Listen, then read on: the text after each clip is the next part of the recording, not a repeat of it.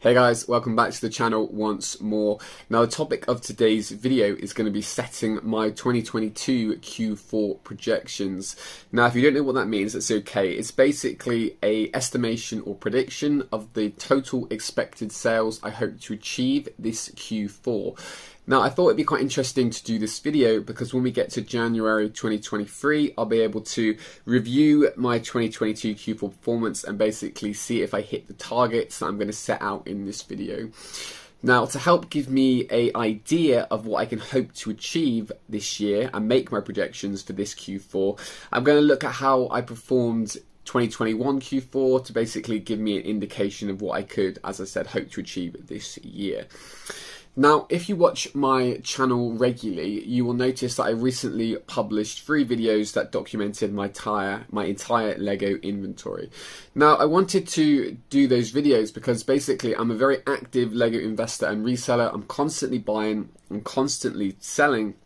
And as a result, my inventory is constantly changing. So I thought it'd be quite interesting to capture what it looks like at a specific moment in time. So next year, when I do another inventory video, you can see just how active I am. Now, I'm very much a fan of the compounding strategy, and I've talked about that a lot on this channel. And that is basically you invest in your Lego sets, and when you sell your Lego sets, instead of cashing out the profit and spending that profit on other things, you reinvest it straight back into more Lego sets. So if you do this every single year, year on year, you will have a larger inventory than the year before. So that being said, because I do follow this strategy, you might be forgiven for making an assumption that my 2022 Q4 projections, as what I expect to make this year, might be larger or higher value than what I actually made last year. Now, you could be, as I said, forgiven for making that assumption, but unfortunately it's not that black and white. There are many variables which can influence your sales total at any given moment, especially this year with the whole cost of living crisis, when people might just have less disposable income to spend on frivolous things like expensive Lego sets, or other variables such as the fact that the Lego sets that I've recently picked might not be winners. They might not perform as well as the Lego sets that I picked and sold last year. But anyway, that being said, I think it can be very useful to look at your previous Q4 to give you at least a starting block or starting foundations of what you can hope to achieve the current year that you're in. So I'm now going to show you some screenshots of my eBay Sellers Hub and basically walk you through what I made last year and break it all down for you. Okay, so here we are on the Sellers Hub, and as you can see, there's a title there or a heading called Review Your Sales, and there's a couple of text boxes where I've put in a custom date range for Q4 2021, and I've generated the report basically to show me what sales I made in that time period. And as you can see right there, total sales was £12,801.58. and fees were £716.95. The fees are what eBay's listed at the selling cost, and now eBay's actually listed that my net sales were £12,084.63. So obviously they've just subtracted the total sale or the selling costs from the total sales.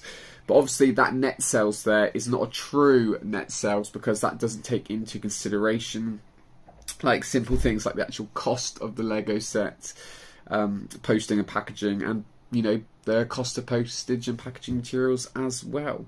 But as you can see, that is the total sales that I did make, so I will be taking that into consideration when I come up with my projections for this year.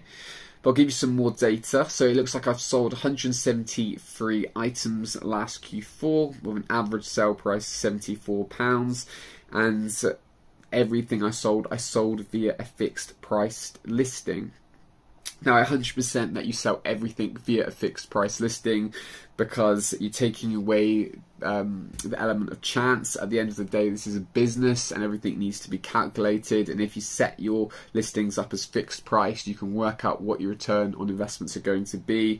Whereas, on the other hand, if you sell via auction, you never know what your items are going to sell for. So that's not a good strategy in my opinion. So everything I sell is pre-calculated and sold via a fixed price listing. But if we scroll down now, we can look at some buyer insights on the next heading, and it actually says that I had a total buyers of 173, and they were all one-time buyers. So even though I sold 173 items, they were all sold to separate buyers, so I didn't have even one repeat buyer. And then we go down to the next heading, which is basically sales categories. And you can see the vast majority of everything I sold was toys and games, with a small element of collectibles as well, but basically 100% or 99% sell Lego and maybe 1% sell other things. So that's why it's not all toys and games. And then if we come to the next heading here, you can actually see there's a chart which gives us a bit more information. I find this quite interesting, because you can see right here, on the first week of October, I made, what, £82, but it was really quite slow. And then in the middle of, or coming to the end of October, there was £201 that week. But the things didn't really pick up until we hit middle of November, where we sit on the 12th of November to the 18th of November, where I made £708. And then this suddenly grew until my biggest selling week was actually the Friday the 3rd of December to the Thursday the 9th of December, where I sold £4,405 worth of listings, and then things slowly dropped back down as we got nearer to Christmas. But it's interesting still to note that even over the Christmas period from the 24th of December to the 30th of December, I still actually sold £548 worth of listings. So you would have thought they'd be too late for Christmas gifts, but obviously people may have received Christmas money, and therefore a lot of people are on holiday and looking to buy Lego sets. So it's still a good opportunity to sell Lego sets even over the Christmas holidays. Okay then, so what are my projections for Q4 2022? Well, the fact that I made £12,801 worth of sales last year, combined with the fact that this year my Lego inventory is the largest it's ever been, but then on the other side, the fact that we are in a cost of living crisis this year, where maybe people have less money to spend on luxury items like Lego sets. Taking all of that into consideration, I am going to set a sales target for this Q4 of £14,000. Even when I say that, it sounds a bit crazy, but I did make a considerable amount last year, so I think it is within reach, and it is something I hope to achieve. But it will be interesting just to see how much money people do have to spend on Lego sets this year. And it'd be really cool to see in January to see if I hit that target. Now, if you are willing to share what your sales figures have been in previous Q4s, or what you are willing to hope to make this year, please leave it in the comments, because that'd be really cool information to find out. But as always, guys, thanks for watching, and I hope you watched the video in January too, and hopefully I smashed the target. But as always, thanks for watching.